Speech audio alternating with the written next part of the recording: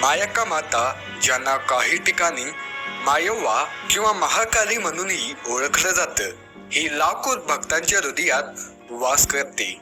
चिंचले येथील मायक्का मातेचं मंदिर हे कर्नाटक आणि महाराष्ट्रातील भक्तांसाठी विशेष आहे. आजच्या या व्हिडिओमध्ये आपण मायक्का मातेचा इतिहास, तिच्या दंतकथा, मंदिराची वैशिष्ट्य, उत्सव आणि काही थरारक रहस्यमय कथा जाणून घेणार आहोत. तर चला हा रोमांचक प्रवास सुरू करूया. भाग 1. मायक्का देवीचा इतिहास आणि उत्पत्ती.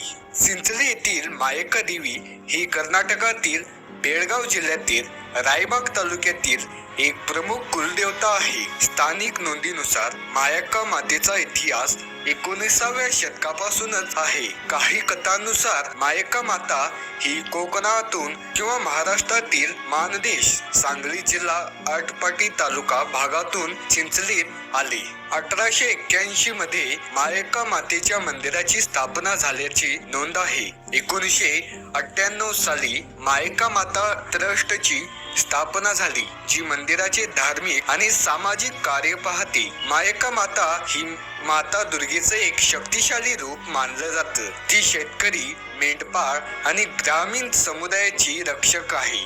स्थानिक लोककथानुसार मायक्का माता ही गावकऱ्यांना दुष्काळ, रोग आणि दुष्ट शक्तींपासून वाचवण्यासाठी अवतरली. तिच्या मंदिरात येणारे भक्त तिला आपल्या सुखदुःखाच्या गोष्टी सांगतात आणि असा विश्वास आहे की मायक्का माता त्यांच्या प्रार्थना ऐकते. मंदिराच्या वेबसाईट नुसार मायक्का माता चिंचलीत स्थायिक होण्यापूर्वी आसपासच्या गावांना जसं की गुड्डूताई, करागुडी आणि बंगारगेडा येथे भेट देत होती. भाग 2. मायक्का देवीच्या दंतकथा.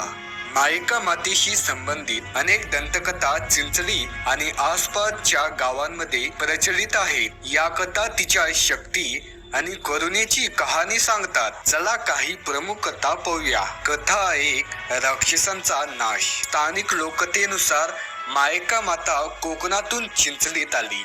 हे राक्षस गावकऱ्यांना त्रास देत होते आणि मायक्का मातेनंच त्यांचा नाश केला. या युद्धात तिला शूरवीर यांनी मदत केली. युद्धानंतर मायक्का मातेला चिंचलीत स्थानिक होण्यासाठी जागा हवी होती. तेव्हा गावातील मूळ देवता हिरी देवीने तिला आश्रय दिला, पण काही अटी घातल्या. पहिला सन्मान, पहिला नैवेद्य आणि पहिलं दर्शन हिरी देवीला मिळेल. त्यानंतर मायक्का मातेला. आजही मंदिरात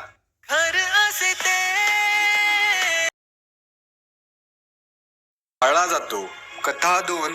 मेंढपाळांचा विश्वास. चिंचलीतील मेंढपाळ समुदाय मायक्का मातेला विशेष मान देतो. कथेनुसार मायक्का माता मेंढपाळांना त्यांच्या पशुधनाचं रक्षण करण्यासाठी आशीर्वाद देते. चिंचलीतील मेंढपाळ समुदाय मायक्का मातेला विशेष मान देतो. कथेनुसार मायक्का माता मेंढपाळांना त्यांच्या पशुधनाचं रक्षण करण्यासाठी आशीर्वाद देते. मेंढपाळ तिला मेंढ्या, कातडीचे गालीचे आणि ढोलाची कातडी अर्पण करतात. मात्र मंदिरात मांसाहारी अर्पण करण्यास मनाई आहे. दूध हा मायक्का मातेचा मुख्य नैवेद्य आहे आणि भक्तांचा